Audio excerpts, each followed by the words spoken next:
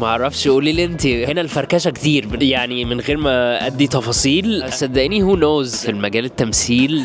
صدقيني هو مش سويتش، هو انا حابب ان انا اشتغل في التو بليسز، يعني اشتغل بره واشتغل هنا في مصر. في ديفرنسز كتير طبعا، هنا كل حاجه ماشيه بالحب شويه وبره مفيش الكلام ده خالص. بره كل حاجه it's very strict, it's very expensive بره, so you can't mess up. انت بتتكلمي مثلا اليوم بره يكلفك 500 600 $700,000 اليوم. you can't mess it up. مفيش حاجه اسمها يعني ما نعملش اليوم او نلخبط او نفركش. هنا الفركشه كتير. I prepared for the role. طبعا اكتر حاجه اللي انا ذاكرت السيناريو، طبعا المشاهد اللي احنا صورناها I sat down طبعا واشتغلت على العربي very specifically، خصوصا في وقتها كان لسه عندي مثلا accent شويه بالامريكان. كنت بشتغل على المشاهد، اقعد انا عارف ان احنا هنصور المشاهد كذا، فاقعد واشتغل عليهم العربي نفسه. most challenging stunts. There's an amazing fight scene inside of a bank vault. This was a very hard fight scene عشان كنا بنعمل شويه MMA sequences، وطبعا كان في برضو نطه كبيره جدا قبل ما حمزه الكاشف يخش البنك. برضو دي كانت صعبه عشان كانت نطه كبيره. just posted about it actually على السوشيال ميديا بتاعتي، فممكن تشوفوها يعني.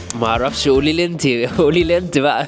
تهيألي اتحسنت. احنا ابتدينا تصوير الفيلم ده في 2021 ف it's 2025. I hope ان انا اتحسنت يعني. المشكله ما كانتش الناس تفهم، الناس كانت على طول بتفهم عشان بتكلم عربي، بس كان في اكسنت شويه، فهي دي اصعب حته، اللي انت ما يكونش عندك اكسنت وانت بتتكلم عربي يعني. لا العين اوكي. الكاف والقاف ممكن تلاحظي شويه لو قلت كلمه بالقاف تكون مثلا بقولها بالكاف. اصعب حرفين يعني من غير ما ادي تفاصيل. The police were involved when we went to go shoot in Turkey. The police became involved. Wow. Turkey felt like both, to be honest. Both vacation sometimes because it's so beautiful, and also survival mode because it was very tough shooting there. There's language barrier طبعا، بتتكلميش نفس اللغة زيهم، وهم بيشتغلوا برضو بطريقة مختلفة شوية، يعني بتحارب عشان انت تخلص اليوم. شيرين رضا for sure دور برنادات هي عاملاه طبعا يعني very very cool، بس دور انا احب العب الفيلن. Behind the scenes gossip جميل عوض.